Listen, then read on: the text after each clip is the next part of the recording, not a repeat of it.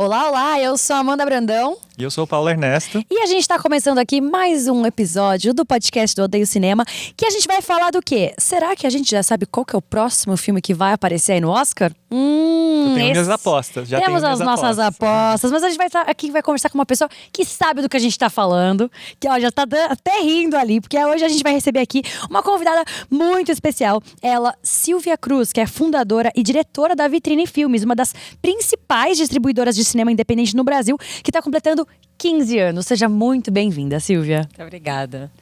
Seguinte, a gente sempre tem uma pergunta aqui que começa o nosso episódio. A gente quer falar muito sobre os filmes que estão vindo aí, junto com a Vitrine. Mas antes eu quero saber de você, Silvia. Seus gostos pessoais. Você se lembra o primeiro filme que você viu no cinema? Eu não me lembro. Já Não? me fizeram essa pergunta antes e eu sempre fico, gente, será que eu minto? Será que eu me preparo? Tudo O que que eu bem. faço? Aí eu acho que, olha, foi entre Trapalhões e Xuxa. Vamos ficar nesse universo, assim, mas eu realmente não lembro. Algum que te marcou, assim, na infância? Você lembra de ver bastante? Sem ser no cinema, necessariamente. Cara, eu via muito filme com o meu pai, isso que eu ia falar. Meu pai era um cinéfilo de carteirinha. Eu tinha uma casa, 500 VHS, assim, literal, numa sala. E eu esperava chegar as férias para ver os filmes que meu pai não deixava ver na época da aula. Mas então eu via O Vento Levou, via Reds. Eu via filmes que supostamente eu não devia estar tanto vendo. Mas foi bom, né? Fez um grande repertório logo na infância. Exatamente. Então o seu gosto por cinema começou ali com o seu pai. Exatamente. Você já tinha ali dentro da sua casa, já tinha uma áurea cinéfila. Ele era um cinéfilo, assim, né, de carteirinha. Ele era sócio de vários cineclubes que tinham na época. E acho que ele esperava um filho homem quando veio eu. Ele falou assim, mas não tem... Ele me levava, assim, com cinemas que podiam fumar. Eu lembro muito de cinemas do centro, com meu pai fumando. Então, podia fumar na sala de cinema. E eram filmes em preto e branco. E quando eu penso nos cinemas hoje em dia, são cinemas que eu revisitei no centro de São Paulo. E eu ia nesses cinemas ver filmes que eventualmente eu não veria mesmo.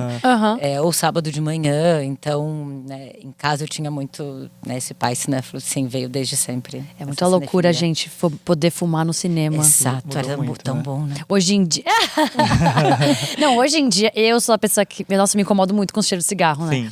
Quando eu tenho bar, que as pessoas... Tipo assim, a área de fumódromo é muito perto do bar, eu já fico incomodada. Imagina fumar dentro do cinema. Gente, eu fumava no Cine Sesc, quando tinha essa linha que podia, tá? Sério? Eu só ia lá porque eu ficava fumando.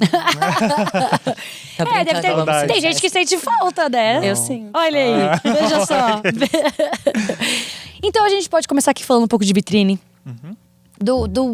Do seu repertório gigantesco aí. E a gente tem, depois de Ainda Estou Aqui, o público brasileiro tá muito aí com o olho totalmente vidrado no Oscar.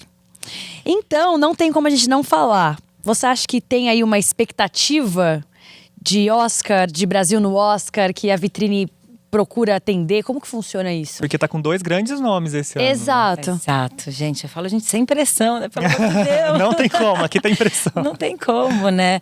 Não, gente, eu acho que né, o Brasil já chegou perto algumas vezes e tem filmes maravilhosos e sim, acho que depois Ainda Estou Aqui, fica todo mundo... E aí tem chance de novo... Uai, eu sempre acho que a gente tem, esse ano a gente tem sim 2 filmes muito fortes e coincidentemente os dois são da Vitrine, por isso que eu falo sem pressão. Mas eu acho que os 2 filmes, agora falando sério, acho que os 2 filmes, né, têm muito potencial, eles estão fazendo uma carreira internacional muito boa, eles são filmes que, né, de crítica e tudo, tem tudo para representar o Brasil. Né? A gente tá aqui falando de O Último Azul. Isso é. E também Agente Secreto. Ai, perdão. Não, claro, é que eu também não trouxe, a gente não trouxe também. Não, é porque, claro, a Vitrine representa tantos outros filmes e tantos, eu falo, gente, né, esse ano a gente vai ter 17 lançamentos, mas entendo que esses 2, pela sua carreira internacional e tudo, antes de estrear no Brasil, são os 2 mais fortes, mas a gente tem muitos outros filmes que também, né, todos os filmes brasileiros, eu falo, gente, para ser candidato ao Oscar, basta estrear numa sala até o dia tal de setembro e passar uma semana. Todos são candidatos, né? Sim, possíveis, né? Todos são possíveis, né? A gente teve a Mencagal, o Vitória, tô falando só dos filmes que já foram exibidos e muitos outros. Então, é difícil para a gente, né? Que a gente sente, são todos nossos filhos. Ah, esses 2 são os preferidos? Não, gente, todos os filmes podem concorrer a uma vaga, né? Agora, claro, a carreira internacional, prêmios, distribuição, tem muitos outros fatores que levam a crer que esses 2, se fosse uma corrida, seriam os 2 favoritos, tá? Mas eu costumo dizer, gente, o Brasil, e esse ano especial, tem muitos filmes brasileiros e quem vai indicar, o brasileiro indicar, que vai representar, não é a Vitrine, né? Tem uma academia para isso, claro, pessoas sim, que vão, e vai ter aí 20, 30 filmes que vão estar, né, tentando. Mas Se não fosse da vitrine, eu diria, tá, esses dois, pelas suas carreiras e premiações e festivais, são dois fortes candidatos. Você está falando um pouquinho de carreira internacional desses filmes, né, dessa participação de festivais. O quanto esses prêmios, vencer esses prêmios que são tão importantes, modificam a carreira do filme mesmo? O quão esses prêmios são relevantes assim, para a carreira tanto nacional quanto para outras premiações? Eu acho que tudo começa nem só com os prêmios, né? Começa com a seleção deles nesses festivais, porque tem uma figura que muitas vezes a gente esquece, né? Do mesmo jeito que distribuição, muita gente, o que faz uma distribuidora? Tem uma figura que é do agente de vendas, digamos assim, né? O distribuidor do filme no mundo.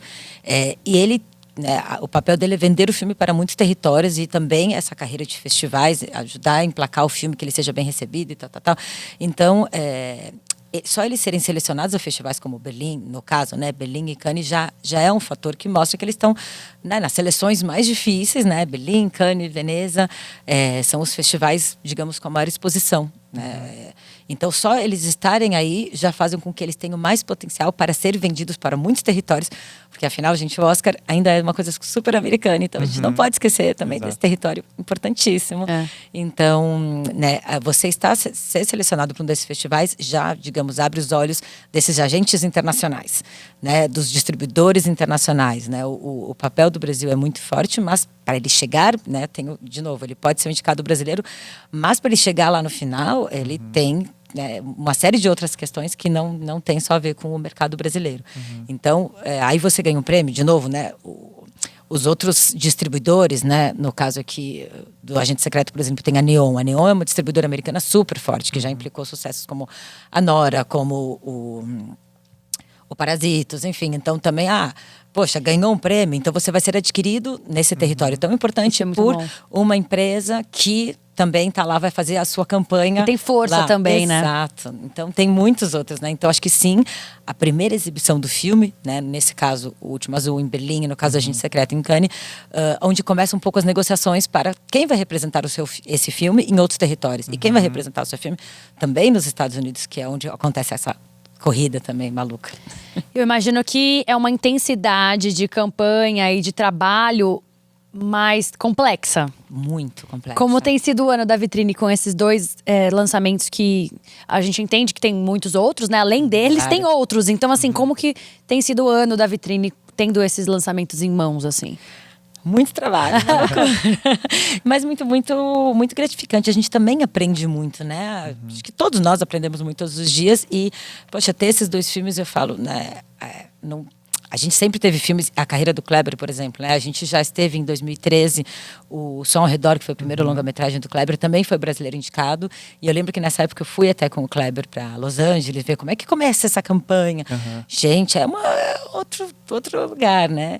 Então, nesse ano, agora, né? Especificamente a vitrine com esses dois filmes, assim, qual vai ser, se é um desses dois, de novo, ou se é qualquer outro, né? Porque primeiro se escolhe o filme brasileiro. Então, acho que a gente está fazendo um trabalho tentando que um desses dois filmes, ou um dos nossos filmes, seja. Mas todas as distribuidoras também vão estar fazendo o trabalho, né? Porque de fazer o lançamento melhor possível, mas isso a gente sempre faz. Você falou de Som ao Redor agora. O que você descobriu nesse primeiro lançamento? O que tem de diferente, assim, que você falou que é meio maluco, né? Porque a gente lança o filme no Brasil, espera ter muito sucesso e filas, né? Som ao Redor, eu lembro até hoje, 2013, aqui nessa Avenida Paulista, um monte de gente querendo ver o filme. Eu falei, uau, quão gratificante pode ser para uma distribuidora do que ver uma fila? Nada mais. Assim, né? Pessoas querendo comprar ingresso e ver o filme. E não é só o dinheiro, gente, não, é realmente... Poxa, as pessoas estão se movendo para ver esse filme em salas de cinema, né? E aí foi um sucesso, né, em salas de cinema, e aí quando ele foi um indicado brasileiro para concorrer, não tinha distribuição ainda nos Estados Unidos e tem que ser feita uma campanha lá. Então, claro, aqui no Brasil você tem a Ancine, o Ministério da Cultura, o Itamaraty, enfim, né, todos os órgãos ajudando, né, ou... enfim, ajudando no sentido financeiro mesmo, né? A você ir fazer uma campanha lá. Só que você chegar lá, literal, em Los Angeles, uau, mas o que a gente faz? Sim, tem que contratar se você não tem um distribuidor local, você tem que contratar uma empresa, como se fosse um assessor de imprensa. Como você faz as sessões para membros da academia, né? Como você tem que comprar um anúncio na tal revista para chamar os membros para ver o seu filme no cinema. Como você faz isso num país que não é o seu. Sim. Né? E num lugar que já é totalmente contaminado por isso. Você tem muito mais concorrência. Concorrência. Você vai pra Los Angeles, gente, pra quem nunca foi, é uma loucura. Cada prédio, cada, sei lá, esquina, tem um pôster. Por favor, assista a série tal. Pra sua. Como que é? Pra sua. Consideration. Isso, pra sua consideração, assim, assista. Então, as ruas de Los Angeles são tomadas, eles respiram essa energia. Total. Então, eu imagino que a concorrência num mercado como esse, você fica até assustada, né? Você fala, como que eu vou entrar? Qual vai ser o buraco que eu vou ir? Você fica assustado com tudo. Você tem qualquer orçamento de qualquer anúncio. E aí você fala, ops, isso é em dólar, mas eu tenho aqui uma ajuda em real. Então, acho que já começa assim essa aventura, né? Então, é assustador e ao mesmo tempo, poxa, é super gratificante, né? Enfim. E aí, falando inclusive em orçamento e tudo mais, numa entrevista para Exame, você mencionou ali que só a etapa de distribuição de O Agente Secreto pode custar entre 2, 3 milhões ali de reais. Como que esses recursos são utilizados? Porque tem muita gente que questiona esses valores sem saber a verdade e os bastidores, né? Como que funciona esse direcionamento realmente, assim? Olha, a gente brinca, né? Tudo futurologia, mas não é. A gente pensa, poxa, esse filme tem potencial agora, ele vai mudando, né? Espero que sempre para melhor. Para chegar em quantas salas? Qual o material que a gente vai fazer? Qual a campanha que a gente vai fazer? Para onde vai esse dinheiro? Né? A palavra em inglês P&A, né, é de prints, que é cópias, e advertising, que é propaganda. Então, o que a gente vai usar? Para quê com esse filme? E isso a gente vai entendendo mesmo, né, no decorrer. Você começa, tá bom, você ganhou o prêmio em Cannes, seu exibidor aqui está querendo, a gente vai fazer uma campanha para chegar em tantas salas, em tantos estados, vamos fazer campanha na televisão ou não, vamos fazer no rádio ou não. Você também vai pensando tudo isso, mas com a nossa experiência, quanto de público eu vou atingir? Porque também é uma conta assim, eu vou gastar, mas que eu também quero atingir. Não adianta, tem filmes que eu falo, não adianta você fazer um P&A e gastar 3 milhões, porque não é esse dinheiro que vai fazer muito mais gente ir assistir, são diversos fatores. Então, vamos começar nesse filme especificamente. A gente tem um grande elenco mesmo, né? Tem o Wagner Moura, que estamos falando. A gente tem um elenco, né? A gente fez uma lista de pessoas que a gente vai chamar para algumas pré-estreias. São 37. Um casting pequeno. Porque é muita gente. Então, assim, é passagem, é hospedagem. E essas pessoas promovem o filme. Elas vão dar entrevista, elas vão vão falar sobre o filme. Então, né, uma parte disso a gente usa para materiais, trailer, cartaz, material de, né, a gente chegou aqui no cinema, você vê um monte de filmes americanos com totens, como não sei, a gente também tem que fazer alguma coisa no ponto de venda, né? A campanha, o trailer, assessoria de imprensa, são muitos gastos, mas assim, muitos, né? Então, e tudo, enfim, tudo em qualquer lugar a gente vai aumentando. Então, passagem, hospedagem, alimentação. E essa campanha planejada, ela acaba mudando também, né? Todos os dias. Claro. E qual que é a importância de se formar esse público brasileiro desses filmes com projeção internacional? É muito importante, assim, é realmente muito importante, porque o filme é daqui, a gente vê nas mídias sociais, né? Quando a gente posta aqui, até o distribuidor francês, o americano, poxa, que legal esse post que você fez aí.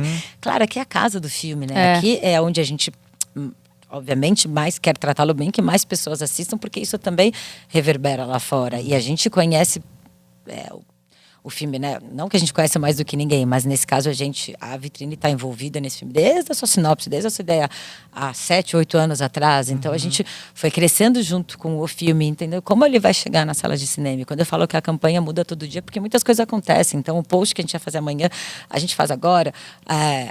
A gente previa tantas salas, mas agora a gente conseguiu talvez mais um apoio, vai conseguir mais salas.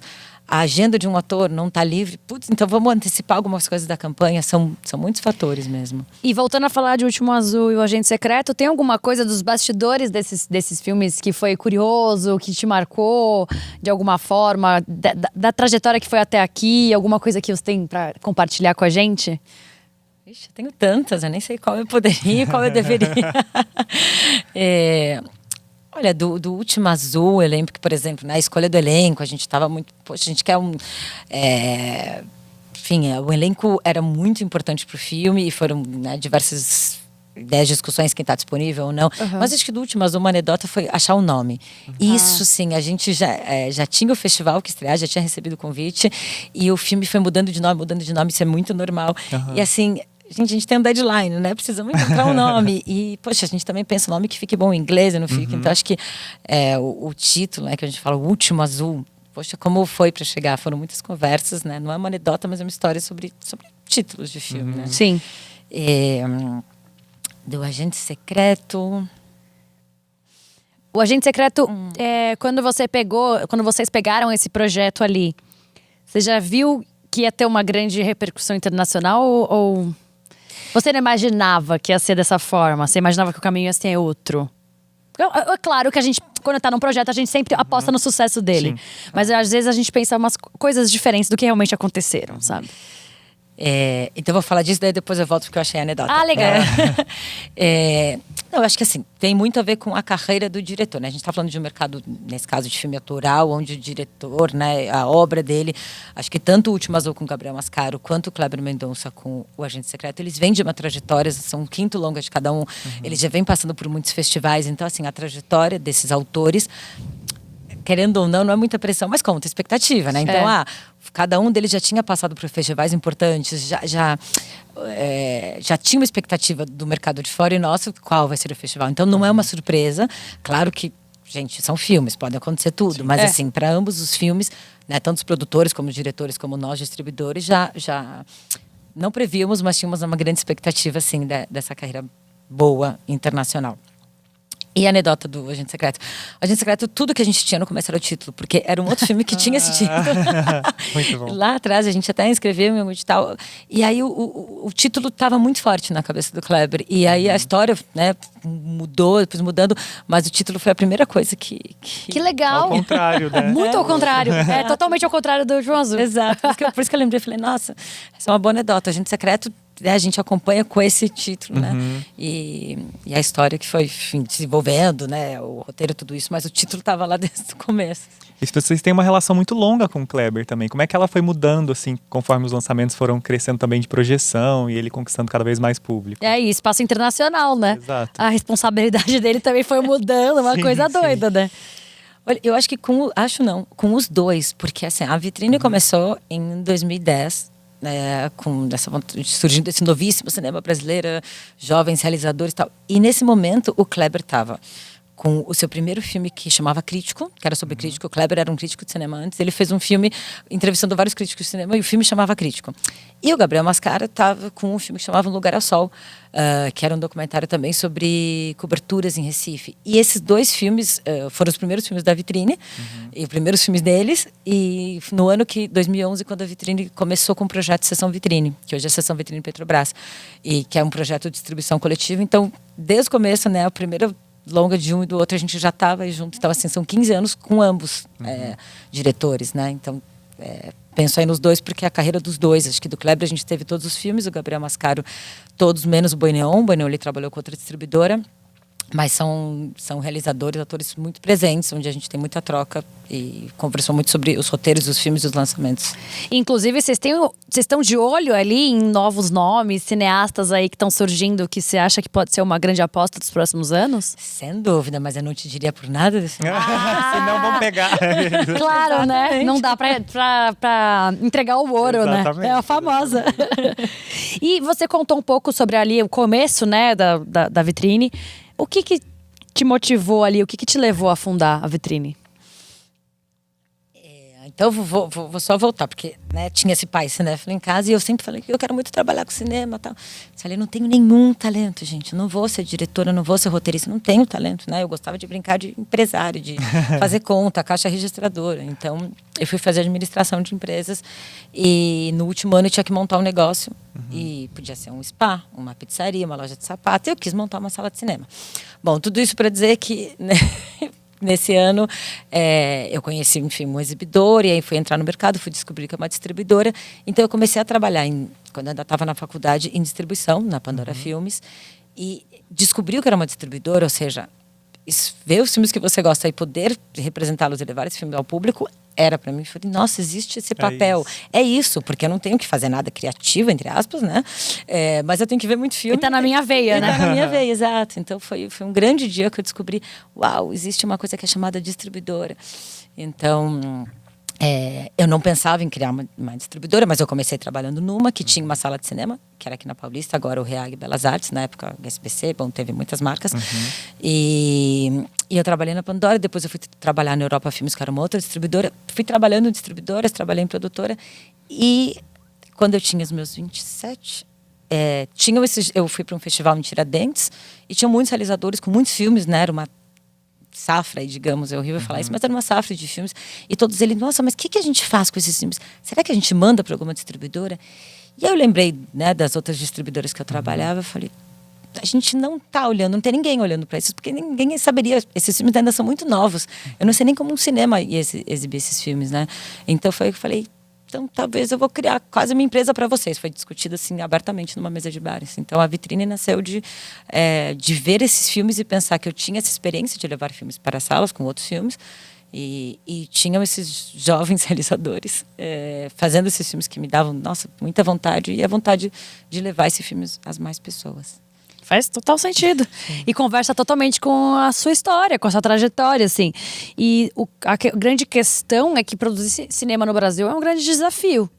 E produzir, distribuir. Distribuir. Então, você enfrentou esse desafio, assim. Qual que você considera que tenha sido o maior desafio nessa sua escolha e trajetória?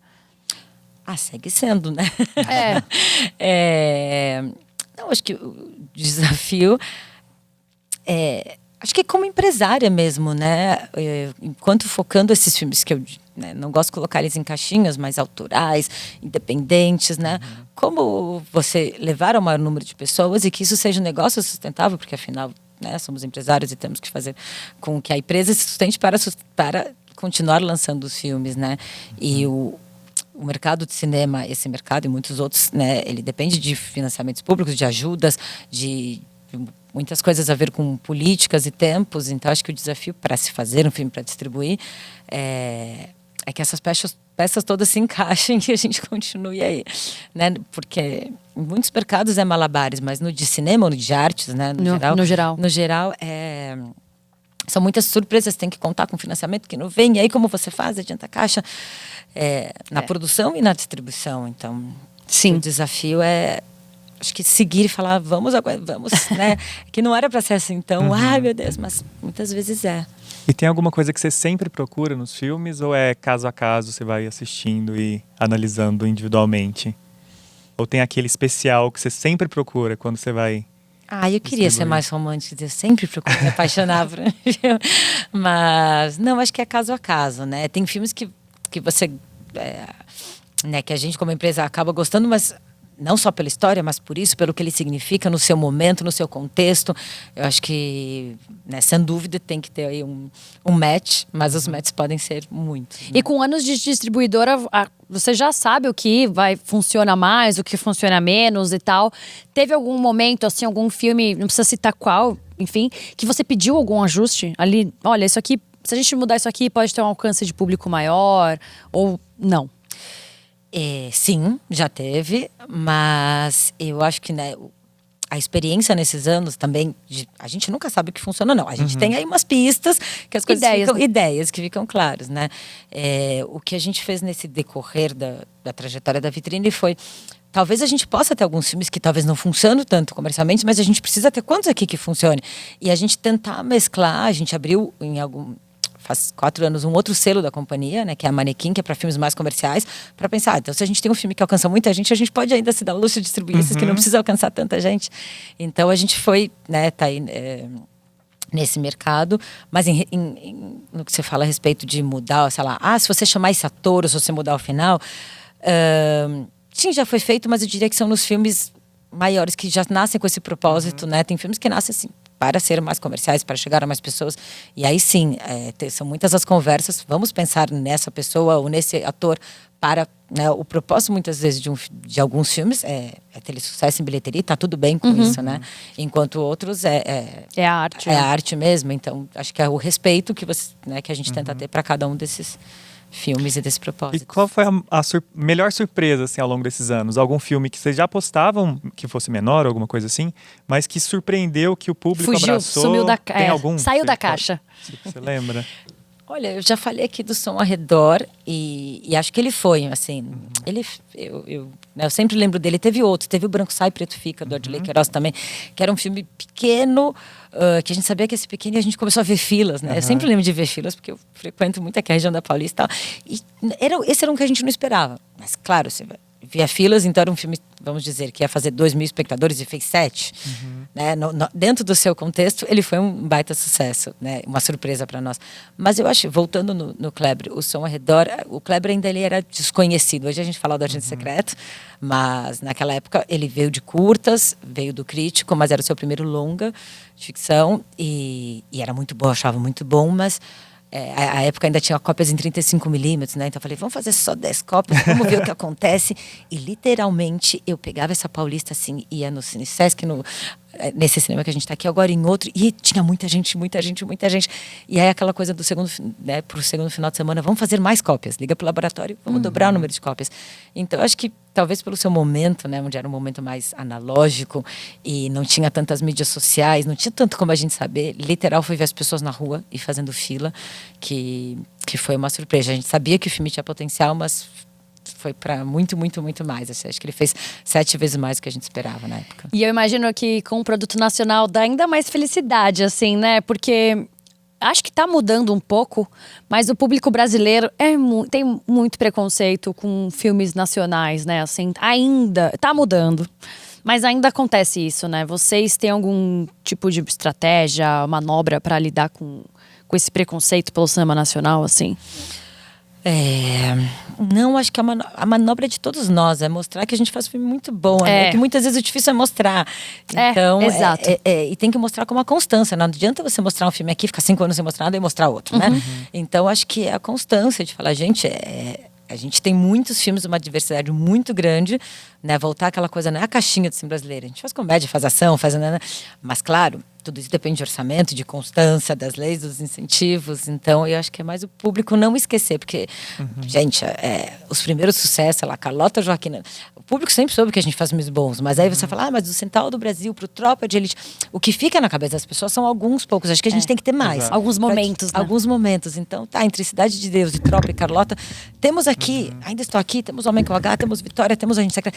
E eu acho que é uma constância de filmes bons, eu vou falar, tem um monte de filme bom brasileiro, né? Mas acho que e vocês também estão relançando alguns, né, clássicos, assim, remasterizados, né? Como é que tem sido essas escolhas, assim, esse processo? É maravilhoso, gente.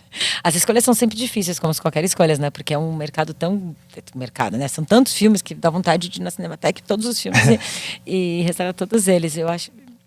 Né, não é só a Vitrine que está fazendo isso, são muitas pessoas, né? Na Vitrine é dentro do projeto Sessão Vitrine do Petrobras e acho que começou com o que é um filme antigo ou não, né? O primeiro Durval Disco da Ana nem é tão antigo, mas é um filme que talvez na época a gente pode voltar com ele, depois A Hora da Estrela, poxa, Clarice Lispector. Eu acho que, né, a gente tem a Débora Butrus, que é uma curadora que conhece muito desses filmes, ela traz muitos filmes, então é uma conversa aí entre nós, por gostos, o que tem a ver com o projeto, é um projeto, então, né, a gente tem uma curadoria do projeto também, mas tem uma lista de filmes que a gente ainda gostaria de trabalhar. A gente está aqui, tem que encerrar nosso episódio, então eu queria te pedir uma coisa. Vamos montar um filme dos sonhos? Quem seria o diretor desse filme dos sonhos? Não vou falar não. Gente, nem pensar. Festival dos Sonhos. Um festival dos sonhos? Cannes, Sundance. Cannes. Desculpa, Festival dos Sonhos, pergunta, tá bom. Vamos lá, Festival dos Sonhos. Eu acho que é só ator e atriz dos sonhos que você gostaria de trabalhar. Pode ser algum que você nunca trabalhou.